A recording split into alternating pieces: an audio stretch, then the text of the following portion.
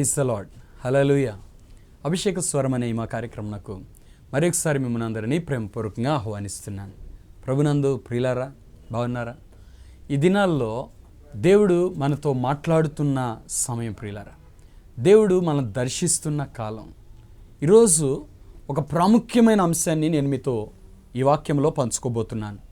ఒకరోజు యెషయా దేవుని దర్శనాన్ని చూస్తూ ఉన్నాడండి. అత్యున్నతమైన సింహాసనమందు ఆసీనుడైన ఆ ప్రభువును ఆయన కన్నులార చూస్తున్న ఆ సమయంలో, ఆ మహామహిమలో యెషయా తన యొక్క అపవిత్ర స్థితిని గుర్తించాడు. అయ్యో, నేను అపవిత్రమైన పెదవులు గలవాడను, అపవిత్రమైన పెదవులు గల జనుల మధ్య నివసించాను, నేను నశించితిని అని అన్నాడండి. తర్వాత యెషయా పెదవులకు దేవదూత బలిపీఠ మీద మండుచున్న నిప్పును తీసుకుని వచ్చి తగిలించటం, ఇది నీ పెదవులకు తగిలేను గనుక నువ్వు పవిత్రపరచబడ్డావు అని దేవదూత చెప్పటం మనం దేవుని యొక్క వాక్యంలో చూస్తాం. ఆ తరువాత వినిపించబడిన ఒక మాట ఈరోజు నేను ప్రాముఖ్యంగా మీతో పంచుకోబోతున్నాను. యెషయా గ్రంథం 6వ అధ్యాయం 8వ వచనం ప్రియులారా, అప్పుడు నేను ఎవరిని పంపెదను, మా నిమిత్తం ఎవడు పోవునని ప్రభువు సెలవీయగా వింటిని. ఇక్కడ పరలోకం నుండి వినిపించబడుతున్న ఒక ప్రశ్న ఏంటి అంటే, నేను ఎవరిని పంపెదను అని దేవుడు మాట్లాడుతున్నాడట. అప్పటికి యెషయా ఒక ప్రవక్త, ప్రవచనాలు ఎన్నో చెప్తున్నాడు. దేవుని సన్నిధికి మిమ్మల్ని రమ్మన్న వాడెవడు అంటున్నాడు పాపంలో బతికే వాళ్ళని చూసి. పాపులారా మీ చేతులు కడుక్కోండి అంటున్నాడు. ద్విమనస్కులారా అంటే రెండు మనసులతో జీవించే వారలారా మిమ్మల్ని మీరు శుద్ధి చేసుకోండి అని చెప్తున్నాడు. మీ పండుగలు వ్యర్థం, అవి దేవునికి అసహ్యం పుట్టించాయి. మీరు పాపంలో బతుకుతూ దేవునికి ఏదో పండగ చేసామని, దేవునికి ఏదో కానుకలు ఇచ్చామని మీరు అనుకుంటున్నారా? మీ భక్తి వ్యర్థం అని అంత ఖచ్చితంగా ప్రవచనాలు చెప్పిన యెషయా దేవుని పరిచర్య చేస్తున్నాడు. కానీ ఇప్పుడు ఇక్కడ యెషయాకు వినిపించబడుతున్న ఒక స్వరం ఏంటి అంటే, నేను ఎవరిని పంపెదను, మా నిమిత్తము ఎవడు పోవును అని దేవుడు చెప్తున్నాడట. ఈ మాట విన్నప్పుడు నేను కొంచెం ఆలోచించాను. పరలోకంలో ఉన్న ఆ ఆశ నేటికి అదే స్వరం వినిపించబడుతుంది. భూలోకంలో చూస్తే ప్రియులారా, నశించిపోతున్న ప్రజలు అనేక మంది ఉన్నారు. మనం గమనిస్తే భూమి మీద రోజు రోజుకి పాపం పెరిగిపోతుంది. పాపం విస్తరించిపోతున్న ఈ దినాల్లో దేవుని పక్షాన్ని నిలబడేవారు ఎవరు? దేవుడు అదే ప్రశ్న అడుగుతున్నాడు. నేను ఎవరిని పంపించాలి, మా నిమిత్తం ఎవరు వెళతారు అని దేవుడు మాట్లాడుతున్నాడు. కోత ఎంతో విస్తారంగా ఉంది, కోసేవాళ్ళు ఎవరు అని దేవుడు మాట్లాడుతున్నాడు. కోత విస్తారంగా ఉంది అంటే భూమి మీద పాపం పెరిగిపోతుంది. ప్రజలని పాపము నుండి పరిశుద్ధతలోనికి నడిపించేవారు కావాలి. ప్రజల్ని మారు మనస్సులోనికి నడిపించేవారు కావాలి. ప్రజలని దారి తెలియక గుడ్డివారై దారి తొలగిపోయి గొర్రెలుగా జీవిస్తున్న ప్రజల్ని సరి అయిన దారిలోనికి నడిపించేవారు కావాలి. నిజమైన దేవుని దగ్గరకు నడిపించే వారు కావాలి. దేవునికి దేవుడు వెతుకుతూ ఉన్నాడు. ఎవరున్నారు? నేను ఎవరిని పంపించాలని దేవుడు వెతుకుతున్నాడు. నమ్మకస్తుల్ని పంపించాలని దేవుడు వెతుకుతున్నాడు. నేను ఎవరిని పంపేదను? రెండవ మాట ఏంటి అంటే, అది నాకు చాలా ఆశ్చర్యం అనిపించింది. మా నిమిత్తము ఎవడు పోవును అంటున్నాడు. మా నిమిత్తము అంటుందండి పరలోక రాజ్యం. మా నిమిత్తము అంటున్నాడండి దేవుడు, దేవదూతల సమూహం. మా నిమిత్తం ఎవరు వెళతారు? స్వార్థ ప్రకటించటానికి, నశించిపోతున్న ప్రజలను దేవుని యొద్దకు నడిపించటానికి అని పరలోకం నుంచి ఒక స్వరం వినిపించబడుతుంది. మా నిమిత్తం ఎవరు పోతారు? ఆ మాట చదవగానే నేను చాలా ఆశ్చర్యపోయాను. సేవ చేసే వ్యక్తి ఇప్పుడు ఎవరి పక్షాన ఉన్నాడంటే పరలోక రాజ్యం పక్షాన ఉన్నాడు. పరలోక రాజ్యము నిమిత్తమై, దేవుని నిమిత్తమై సేవ చేస్తున్నాడు. రెండవది, నేను ఎవరిని పంపించాలి అని దేవుడు అడిగినప్పుడు నేను వెళతాను అని చెప్పిన వ్యక్తిగా ఉన్నాడు. ప్రియులారా, ఈ స్వరం వినిపించబడినప్పుడు యెషయా అంటున్న మాట ఏంటి అంటే, చిత్తగించుము, నేనున్నాను, నన్ను పంపుము అని యెషయా అక్కడ చెప్పటం మనం గమనిస్తాం. అంతకు ముందు గమనిస్తే పవిత్రపరచబడిన యెషయా మనకు కనబడతాడు. అపవిత్రమైన పెదవులు పవిత్రపరచబడ్డాయి. ఈ వాక్యాన్ని నేను ధ్యానిస్తున్నప్పుడు దేవుడు నాలో పెట్టిన ఆలోచన ఏంటి అంటే, ప్రతి విశ్వాసి మారు మనస్సు పొందిన తర్వాత, దేవుని నమ్ముకున్న తర్వాత, తన పాపముల విషయమై పశ్చాత్తాపడి వాటిని విడిచిపెట్టి శుద్ధిపరచబడిన తరువాత ఈ విశ్వాసికి వినిపించబడుతున్న స్వరం ఈ స్వరం అండి. దేవుడు అంటున్నాడు, నేను ఎవరిని పంపించాలి అంటే ఇండైరెక్ట్గా అంటున్నాడు, రక్షించబడిన ఓ విశ్వాసి, నువ్వు దేవుని పక్షాన సేవ చేయగలుగుతావా? దేవుని స్వార్థను ఇతరులతో ప్రకటించగలుగుతావా? సంపూర్ణ సేవకు రమ్మని దేవుడు చెప్పట్లా, కానీ నువ్వు సేవ చేయాలని దేవుడు చెప్తున్నాడు. నువ్వు స్వార్థ ప్రకటించాలని దేవుడు చెప్తున్నాడు. సేవ రకరకాలుగా ఉందండి. స్వార్థ ప్రకటించేవారు ఉన్నారు, సంఘ స్థాపన చేసేవారు ఉన్నారు, సంఘానికి కాపరులుగా ఉండేవారు ఉన్నారు, ప్రవక్తలుగా ఉండేవారు ఉన్నారు, బోధకులుగా ఉండేవారు ఉన్నారు. రకరకాలుగా దేవుని పరిచర్య జరుగుతోంది. అపోస్తలులు ఉన్నారు. కానీ స్వార్థ ప్రకటించేవారు కావాలి ఈ దినాల్లో. దేవుడు అంటున్నాడు, మా నిమిత్తం ఎవరు వెళతారు? నేను ఎవరిని పంపించాలి? దేవుడు అంటున్నాడు, నేను ఎవరిని పంపించాలి? మా నిమిత్తం పోయే వాళ్ళు ఎవరు? ఈ లోకంలో చాలామంది దేవుణ్ణి అయితే నమ్ముకుంటారు, కానీ దేవుని సేవకైతే రారు. ఈ కార్యక్రమం చూస్తున్న కొంతమందితో దేవుడు సూటిగా మాట్లాడుతున్నాడు. ఇప్పటికే మిమ్మల్ని చాలాసార్లు దేవుడు సేవ చేయమని హెచ్చరించాడు. కొన్నిసార్లు వాక్యము ద్వారా మాట్లాడాడు, కొన్నిసార్లు దర్శనాల ద్వారా మాట్లాడాడు. అయినా ఇంకా మీరు నిర్లక్ష్యంగా ఉన్నారు. ఇప్పుడు ఈ కార్యక్రమం ద్వారా దేవుడు సూటిగా నీతో మాట్లాడుతున్నాడు. నువ్వు సేవ చేయాలి, సంపూర్ణ సేవకు రావాలి. నా కుటుంబం పరిస్థితి ఎట్లా నువ్వు ఆలోచించబాక, దేవుడు చూసుకుంటాడు అయ్యని. నువ్వు సేవకి రావాలి. పరలోకం అడుగుతుందండి, మా నిమిత్తం మేము ఎవరిని పంపించాలని. ఇంతకంటే గొప్ప ఆధిక్యత ఏముంది ప్రియులారా? ఈ గొప్ప ఆశీర్వాదం నువ్వు పోగొట్టుకోవద్దు. పరలోకం అంటుంది, మా నిమిత్తం ఎవరు వెళతారు? గ్రహించగలిగిన యెషయా ఆయన చెప్తున్నాడు, నేనున్నాను ప్రభువా, నన్ను పంపించు. ఈ మాట ఎంతమంది దేవుని నమ్ముకున్న వాళ్ళు చెప్పగలుగుతారు చెప్పండి? నేనున్నాను ప్రభువా. దేవుని ఏ విషయంలోనైనా, సంఘములో ఏ భారము విషయంలోనైనా నేనున్నాను అని చెప్పగలిగిన వాళ్ళు ఎంతమంది ఉన్నారండి? దేవుడు ఏదైనా ఒక కార్యం చేయమని ప్రేరేపించడానికి నేనున్నాను అని చెప్పగలిగిన వాళ్ళు ఎంతమంది ఉన్నారండి? దేవుడు మిమ్మల్ని నమ్మి సంఘంలో ఒక బాధ్యత అప్పగించటానికి నేనున్నాను అని చెప్పగలిగిన వాళ్ళు మీలో ఎంతమంది ఉన్నారు? యెషయా అంటున్నాడు, నేనున్నాను ప్రభువా, నన్ను పంపించు అని మాట్లాడుతున్నాడు. నిజంగా ప్రియులారా, ఈ దినాల్లో దేవునికి సువార్త ప్రకటించేవారు కావాలి. సంఘము సువార్త ప్రకటించాలి. యెరూషలేమా, సువార్త ప్రకటించుచున్నదానా, బలముగా ప్రకటించుము, భయపడక ప్రకటించుము అని సైన్యములకు అధిపతి యెహోవా తెలియజేస్తున్నాడు. అంటే సంఘములోని విశ్వాసులు స్వార్థ ప్రకటించేవారు అవ్వాలి. ఈ రోజున సంఘంలో విశ్వాసులు ఎట్టయిపోతున్నారంటే, మేము దేవుని నమ్ముకున్నాం చాలు, మారు మనసు పొందాం చాలు, బాప్తిసం పొందాం చాలు. కాదు, నువ్వు దేవుని పక్షాన నోరు తెరవగలిగిన వ్యక్తి అవ్వాలి. దేవుడు మీ జీవితంలో చేసిన కార్యాలు మీరు ఎంతమందితో చెప్పారు? యేసు ప్రభు నీ కొరకు ప్రాణం పెట్టాడే, యేసు ప్రభు నీ కొరకు రక్తం కార్చాడే. ఈ సత్యం, ఈ సువార్త, యేసు ప్రభు నమ్ముకున్న వ్యక్తికి పాపక్షమాపణ ఉంది, యేసు ప్రభు నమ్ముకున్న వ్యక్తి పరలోకం పోతాడని మీలో ఎంతమంది ఇతరులతో చెప్పారు? చాలామంది భక్తి ఎలా ఉందంటే, మేము యేసు ప్రభుని నమ్ముకున్నాం చాలు, మేము మందిరానికి వెళ్తాం చాలు. కాదు ప్రియులారా, దేవుని గుండెల్లో ఉన్న భారాన్ని ఈరోజు నేను మీతో పంచుకుంటున్నాను. ప్రభు చెప్తున్నాడు, నేను ఎవరిని పంపించాలి? అదుగో ఆ గ్రామం మొత్తం నశించిపోతుంది, ఆ గ్రామం మొత్తం అగ్నిలో కాలిపోతుంది, ఆ ప్రజలు పాపంలో బతుకుతున్నారు, వాళ్ళు అలాగూ చనిపోతే నరకానికి వెళ్ళిపోతారు. వాళ్ళ కొరకు నా ప్రాణాన్ని పెట్టాను కదా, వారి కొరకు నా రక్తాన్ని కచ్చాను కదా, అయ్యో వారికి పాప క్షమాపణ ఉంది అని ఎవరు చెప్తారు వెళ్ళి? ప్రభు అడుగుతున్నాడు. ఇదిగో ప్రజలారా, మీరు పాపంలో ఉంటే నశించిపోతారు, మీరు ప్రభు వైపు తిరగండి, మీకు పాపక్షమాపణ ఉంది, మీరు రక్షణ పొందగలుగుతారు, మీ కొరకు దేవుడు తన రాజ్యాన్ని సిద్ధపరిచాడని ఆ ప్రజలతో ఎవరు చెప్తారు? నేను ఎవరిని పంపించాలి? ఎవరు చెప్తారు? నేనున్నాను ప్రభువా, నన్ను పంపించు అని మీలో ఎవరు చెప్పగలుగుతారు? ఈరోజు ఈ కార్యక్రమం ద్వారా దేవుడు మిమ్మల్ని అడుగుతున్నాడు, నేనున్నాను ప్రభువా, నన్ను పంపించు, నేనున్నాను అని చెప్పగలిగిన వారు ఈరోజున దేవునికి కావాలండి.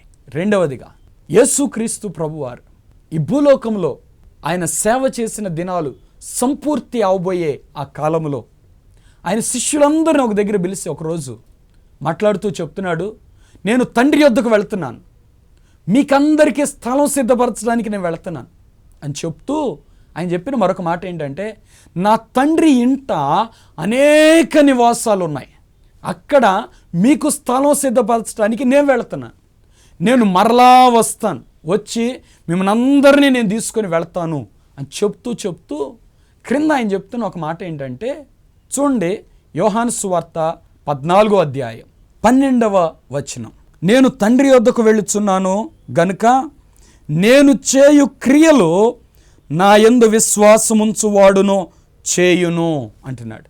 చూసారా, ఒక విశ్వాసి యేసు ప్రభుని నమ్ముకున్న తర్వాత ఈ వ్యక్తి భక్తి ఎంతవరకు ఎదగాలంటే, ప్రభు చెప్తున్నాడు, నేను తండ్రి వద్దకు వెళ్తున్నాను, నేను చేస్తున్న ఈ క్రియలు కొనసాగించేవారు నాకు కావాలి.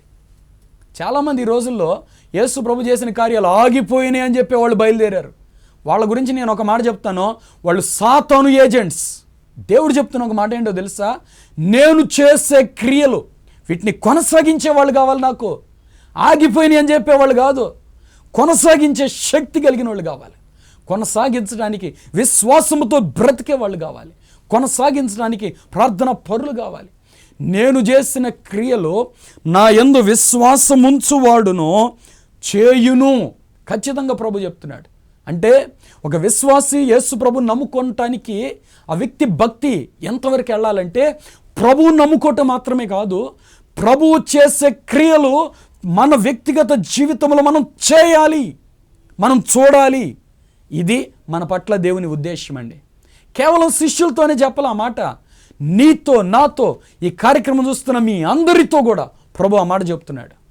నేను చేసిన క్రియలు మీరందరూ చేయాలి. యేసు ప్రభు ఎలాంటి క్రియలు చేశాడండి? గుడ్డివారి కళ్ళు తెరవజేశాడు, మగవారు మాట్లాడేలా చేశాడు, కుంటివారు నడిచేలా చేశారు, కుష్ఠరోగులు శుద్ధులయ్యారు, చనిపోయిన వారు లేపబడ్డారు. ఈ రోజున విశ్వసించిన అనేక మంది విశ్వాసుల ద్వారా, దేవుని సేవకుల ద్వారా ఈ కార్యాలు జరుగుతున్నది వాస్తవం. దేవుని వాక్యములో నుండి ఒక్క పుల్లైన సున్నైన ఎవరు తీసేయలేరండి. యేసు ప్రభు చెప్తున్నాడు, నేను చేసే క్రియలు చేసేవాళ్ళు నాకు కావాలి. మీలో ఎవరు చెప్పగలుగుతారు నేనున్నాను ప్రభు అని? ప్రభు అడుగుతున్నాడు ఈరోజు నీ కార్యక్రమం ద్వారా మిమ్మల్ని. మామూలుగా నమ్ముకునే వాళ్ళు కాదు నాకు కావాల్సింది, నేను చేసే క్రియలు చేయాలి. నా యందు విశ్వాసం ఉంచేవాడు వాటిని చేస్తాడు. అటువంటి పరిశుద్ధుడైన వాడు నాకు కావాలి, రోషముతో బ్రతికేవాడు కావాలి, శక్తివంతమైన భక్తి చేసేవాడు కావాలి, నేను చేసే క్రియలు చేసేవాడు కావాలి. తర్వాత ఆయన అంటున్న మరొక మాట ఏంటంటే, వాటికంటే మరి గొప్పవి అతడు చేయునని మీతో నిశ్చయముగా చెప్పుచున్నాను అంటున్నాడు. అంటే యేసు ప్రభు చేసిన కార్యాలు మాత్రమే కాదు, వాటిని మించిన కార్యాలు చేసే కృప, ఆ శక్తి, ఆ అధికారం యేసు ప్రభు ఇస్తున్నాడు. ఎవరికి? ఆయన యందు విశ్వాసం ఉంచిన వారికి. ప్రియులారా, నేను దేవుని కార్యాలు చూడాలి అనే ఆశ మీలో ఉంటే దేవుడు ఖచ్చితంగా మీకు చేస్తాడు. నా జీవితంలో నేను అనుభవించిన సందర్భాలు ఉన్నాయండి. ఒకరోజు మా ఇంటికి ఒక పాస్టర్ గారు వచ్చి ఇంట్లో కూర్చొని ఉన్నారు. నేను మా ఇంటికి 10 కిలోమీటర్ల దూరంలో ఉన్నాను. అక్కడి నుంచి నేను రావాలి, జోరున వర్షం కురుస్తోంది. నేను ప్రార్థన చేసుకుంటున్నాను, ప్రభువా దైవజనుడు నా కోసం ఎదురు చూస్తున్నాడు. ఒక దైవజన్య సమయం చాలా విలువైంది. ఆ వ్యక్తి ఖాళీగా తన సమయాన్ని అలా పోగొట్టుకోకూడదు. నేను వెళ్ళాలి, కురుస్తున్న ఈ వర్షాన్ని ఇప్పుడు ఆపగలవా ప్రభువా అని ప్రార్థన చేస్తే ప్రభు వెంటనే నాకు జవాబు ఇచ్చాడు, నేను ఆపగలను. ఎందుకంటే నా యందు విశ్వాసం ఉంచేవాడు నేను చేసిన వాటికంటే గొప్ప కార్యాలు చేస్తాడు అని చెప్తూ, విశ్వాసంతో నువ్వు చెప్పు, ఆజ్ఞాపించు అన్నాడు.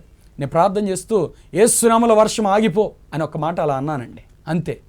నిజంగా చెప్తున్నాను ప్రియులారా, జోరును కురిసే వర్షం అలా ఆగిపోయిందండి. నేను అక్కడి నుంచి బయలుదేరి నా బైక్ మీద బయలుదేరి మా ఇంటికి వస్తూ ఉన్నాను. వస్తూ ఉండగా నా హృదయంలో ఒక అనుమానం, నిజంగా వర్షం ఆగిందా, లేకపోతే నేను చేసిన ప్రార్థన బట్టి ఆగిందా, లేక నేను అనుకుంటున్నానా వర్షం ఆగగానే నా ప్రార్థన బట్టి ఆగిందని అని అనుకుంటా నేను బండి నడుపుతూ ఉంటే పరిశుద్ధాత్మ దేవుడు నాలో నుండి ఒకసారి వెనక్కి తిరిగి చూడన్నాడు. నేను అలా ఒక్కసారి వెనక్కి తిరిగి చూస్తే ప్రియులారా ఆశ్చర్యపోయానండి. నేను నిజంగా ఏం జరిగిందో చెప్తున్నాను. వర్షం కురుస్తుంది, కానీ నా వెనకాల కురుసుకుంటూ వస్తుంది. నేను వెళుతున్నాను, నా వెనకాల వర్షం పడతా వస్తుంది. ఇంటికి వచ్చేంతవరకు, నేను ఇంటిలోనికి అలా వెళ్ళానో మరలా మా గ్రామం అంతా వర్షం పడింది. నేను ఆశ్చర్యపోయాను. ఎంత నమ్మదగిన దేవుడు తన బిడ్డల పట్ల, ఎంతగా తన కార్యాలు మన జీవితంలో చేయగలడు. నమ్ముట నీ వలన అయితే నమ్మువానికి సమస్తము సాధ్యమే అని చెప్పిన దేవుడు స్వార్థ ప్రకటించమని కోరుతున్నాడు. దేవుని శక్తిని ఈ లోకానికి నిరూపించమని కోరుతున్నాడు. సజీవుడైన దేవుడు మన దేవుడు. ఆయన జీవం లేనివాడు కాదు, కన్నులుండి చూడలేనోడు కాదు, నోరుండి మాట్లాడలేనోడు కాదు, చేతులుండి కార్యాలు చేయలేనోడు కాదు. చూడగలడు, మాట్లాడగలడు, శక్తినంతటినీ చూపించగలడు. నువ్వు నమ్మితే నీ ద్వారా దేవుడు ఆ కార్యాలు చేస్తాడు. ప్రియ దేవుని బిడ్డ, పరలోకం అడుగుతోంది, నేను ఎవరిని పంపించాలి, మా నిమిత్తం ఎవరు వెళతారు? యెషయా అంటున్నాడు, నేనున్నాను ప్రభువా, నన్ను పంపించు. యేసు ప్రభు అంటున్నాడు, వెళ్ళేవాడు నేను చేసిన కార్యాల కంటే గొప్ప కార్యాలు చేస్తాడు అని యేసు ప్రభు వారు ఇక్కడ చెప్తున్నారు. ప్రియులారా, తర్వాత యేసు ప్రభు వారు ఆయన శిష్యులను పిలిచి ఒక మాట ఆజ్ఞాపించాడు. మత్తయి సువార్త 28వ అధ్యాయం 18, 19, 20 వచనాల్లో యేసు ప్రభు చెప్తున్న మాట జాగ్రత్తగా వినండి ప్రియులారా. అయితే యేసు వారి యొద్దకు వచ్చి, పరలోకమందును భూమి మీదను నాకు సర్వాధికారము ఇయ్యబడి ఉన్నది అని పునరుద్ధానుడైన యేసయ్య చెప్తున్నాడు. భూమి మీద బతికుండంగా కాదు, మరణించి తిరిగి లేచిన తర్వాత ఆయన చెప్తున్నాడు, పరలోకమందును భూమి మీదను నాకు సర్వాధికారం ఇవ్వబడింది, ఏ కార్యం చేయడానికైనా అధికారం నాకుంది అని ప్రభు చెప్తున్నాడు. అదే ప్రభు చెప్తున్నాడు యోహాను సువార్త 1వ అధ్యాయం 12వ వచనంలో, తన నామమునందు విశ్వాసం ఉంచిన వారికి, తను అంగీకరించిన వారికి దేవుని పిల్లలు అవటానికి ఆయన వారికి అధికారాన్ని అనుగ్రహిస్తున్నాడు. ప్రియులారా, ఎంత గొప్ప కార్యం! దేవుని శక్తి నిరూపించే అవకాశం ఈ రోజున మనకు ఉందండి. మనం ఎంత ప్రార్థన చేస్తామో అంత దేవుని కార్యాలు మనం అనుభవించగలం, మన వ్యక్తిగత జీవితంలో అనుభవించగలం, మనం ఇతరులకు ఆశీర్వాదకరంగా మారగలం. మా సంఘంలో విశ్వాసులకి నేను ఎలాగూ చెప్తూ వారిని ఎక్కువగా ప్రార్థనలో పరిశుద్ధాత్మ అభిషేకంలో నడిపిస్తుంటే, మా విశ్వాసులు ప్రార్థన చేస్తుంటే రోగాలు పోతున్నాయండి. మా విశ్వాసులు తల మీద చేయబెట్టి ప్రార్థన చేస్తే ఎదుటి వ్యక్తులు దేవుని శక్తి చేత తాకబడి పడిపోతున్నారండి. కారణం, దేవుని పునరుద్ధాన శక్తి దినాల్లో అపరిమితంగా కృమ్మరించబడుతున్న కాలం ఇది. దేవుడు ఇలాంటి గొప్ప కార్యాలు చేసే ఈ కాలంలో ప్రియ దేవుని బిడ్డ, నువ్వు దేవుని పక్షాన్ని నిలబడగలిగితే దేవుడు నిన్ను కూడా వాడుకోగలడు. ఒక్క మాట చెప్తున్నాను, ప్రభు కొరకు సవాలుకరమైన భక్తి చేసేవారు ఈ రోజున దేవునికి కావాలండి. దేవునికి అటువంటి వారు కావాలి ప్రియులారా. మార్కు సువార్త 16వ అధ్యాయం 15వ వచనం నుండి ప్రభు వారు చెప్పిన కొన్ని మాటలు నేను చదువుతున్నాను. మీరు సర్వలోకమునకు వెళ్ళి సర్వ సృష్టికి స్వార్థ ప్రకటించండి అని ప్రభు చెప్తున్నాడు. అంటే ఇప్పుడు దేవునికి ఎవరు కావాలంటే ఆయన మాటలు మోసుకొని వెళ్ళే సాధనాలు కావాలి. ఈరోజు చాలామంది చెప్తున్న మాట ఏంటంటే, సేవకులకు ఎక్కువైపోయారండి అంటున్నారు. లేరండి, సేవకులు చాలా కొద్ది మంది ఉన్నారు. ఇంకా సువార్త అందని ప్రాంతాలు చాలా ఉన్నాయి ప్రియులారా. సర్వలోకానికి సువార్త తీసుకుని వెళ్ళాలి అంటే రక్షించబడిన ప్రతి విశ్వాసి సేవకుడిగా మారాలి. రక్షించబడిన ప్రతి విశ్వాసి స్వార్థికుడిగా మారాలి. రక్షించబడిన ప్రతి విశ్వాసి దేవుని శక్తిని నిరూపించేవారు కావాలి. ఈ రోజుల్లో అటువంటి కృప దేవుడు ఇస్తున్నాడు. ప్రియులారా, మీరు సద్వినియోగం చేసుకోండి. దేవుని కొరకు మీ సమయాన్ని, మీ ఆరోగ్యాన్ని, మీ శక్తిని, మీ జ్ఞానాన్ని వాడండి దేవుని మహిమ కొరకు. తర్వాత ఇక్కడ మార్కు సువార్త 16వ అధ్యాయం 17వ వచనంలో ప్రభు చెప్తున్నాడు, నమ్మిన వారి వలన ఈ సూచక్రియలు కనబడును అన్నాడు. పాస్టర్ గారి వల్ల కాదండి, యేసు ప్రభు నమ్మిన విశ్వాసి వల్ల కూడా ఈ కార్యాలు జరుగుతాయి. ఏ ఏ కార్యాలు?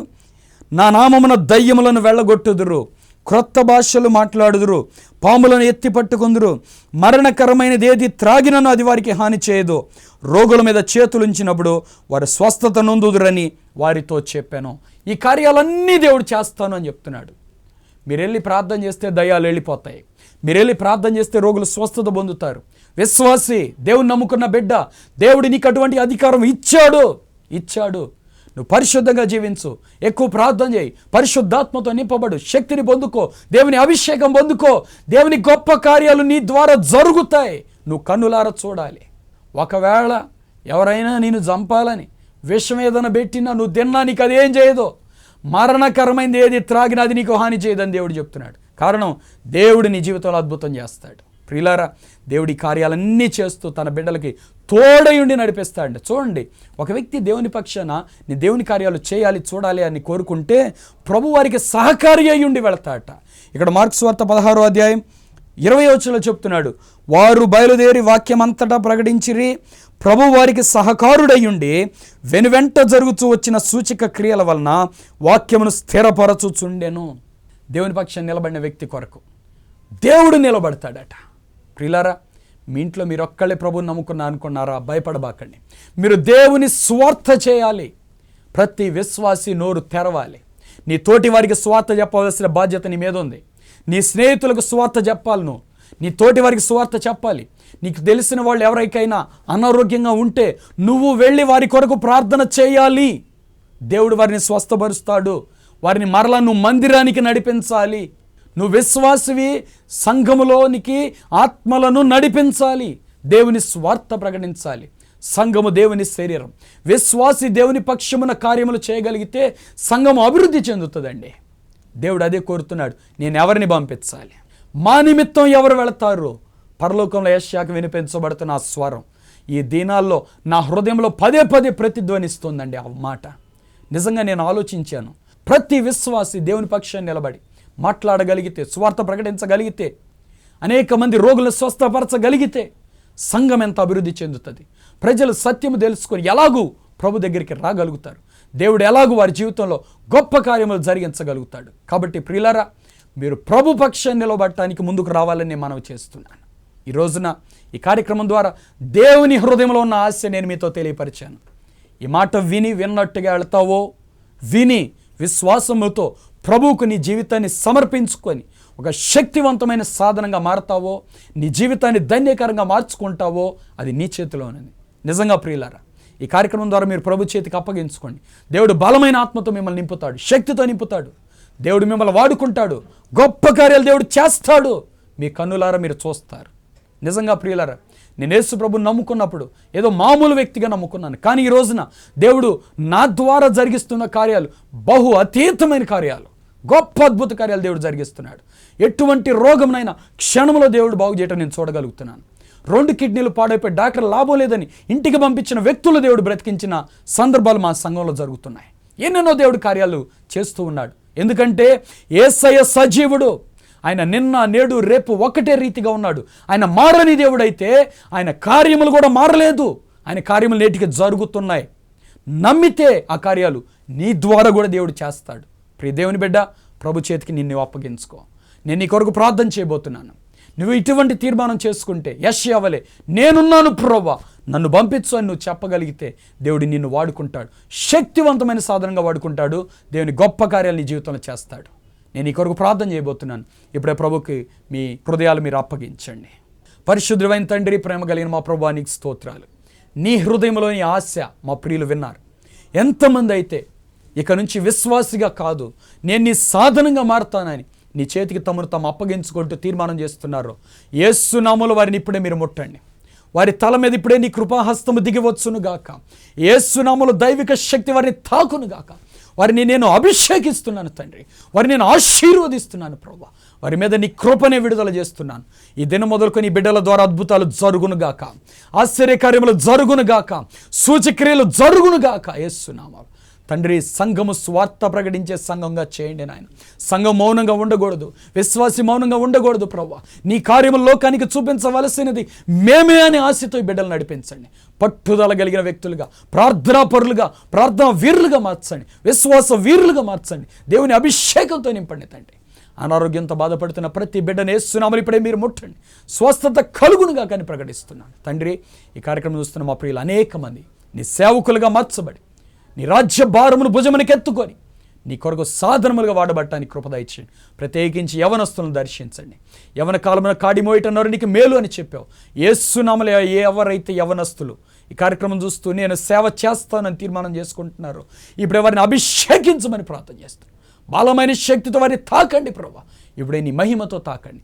నీ బిడ్డలను ఆశీర్వదించండి. ఈ బిడ్డలు మీరు వాడుకొని ప్రభువా నీ గొప్ప కార్యములు జరిగించి నామమునకు మహిమ తెచ్చుకోమని యేసు నామములో ప్రార్థిస్తున్నాను తండ్రి, ఆమె. ప్రియులారా, దేవుడు మిమ్మల్ని బలంగా వాడుకుంటారు. ప్రభు కొరకు నమ్మకస్తులుగా నిలబడండి. పరిశుద్ధత విషయంలో రాజీ పడద్దు, ఏ పాపం చేయొద్దు. ఈ కార్యక్రమం ద్వారా మీరు ఆశీర్వదించబడినట్లయితే తప్పకుండా మీరు ఈ కార్యక్రమానికి స్పాన్సర్స్గా ఉండాలని నేను ఆహ్వానిస్తున్నాను. దయచేసి ఒక కార్యక్రమాన్ని మీరు స్పాన్సర్ చేయడానికి ప్రయత్నం చేయండి. దేవుడు మిమ్మల్ని అత్యధికంగా దీవించబోతున్నారు. మరి ముఖ్యంగా దేవునికి సాధనంగా మీరు వాడబడతారు. దేవుడు మిమ్మల్ని అందరినీ ఆశీర్వదించును గాక. ఆమేన్. ప్రియులరా, మేము పరిచయం చేస్తున్న గ్రామంలో మందిరానికి స్థలం తీసుకోవాలని మేము ప్రార్థన చేస్తున్నాం. మీరు కూడా ప్రార్థన చేయాలని మనవి చేస్తున్నాను. అలాగే ప్రేరేపించబడిన వారు ఈ మందిరానికి తీసుకునే స్థలం విషయంలో మీ వంతు ప్రేమపూర్వకమైన మీ కానుక అందించాలని నేను మనవి చేస్తున్నాను. దేవుడు మిమ్మల్ని అందరినీ సమృద్ధిగా దీవించునుగాక. కాబట్టి ఈ శ్రేష్టమైన ఆశీర్వాదకరమైన కార్యంలో మీరు పాలుపంపులు పొందాలని మనవి చేస్తున్నాను. దేవుని కృప మీకు తోడైండునుగాక. దేవుని సాధనములుగా మీరు మార్చబడుదురుగాక. దేవుడు మిమ్మల్ని విస్తరింపచేసి ఆశీర్వదించి మహాభివృద్ధిలోనికి నడిపించునుగాక. ఆమేన్. మీరు పొందిన మేళ్ళు, ఆత్మీయ అనుభవాలు మీరు తప్పక మాకు తెలియపరచండి. మమ్మల్ని సంప్రదించటకై మా చిరునామా pastor M. John Wesley, Abhishek Agni ministries, door number 3-94/1, Rajula Bazar, Edlapadu post and mandal, Guntur district, pin number 522233.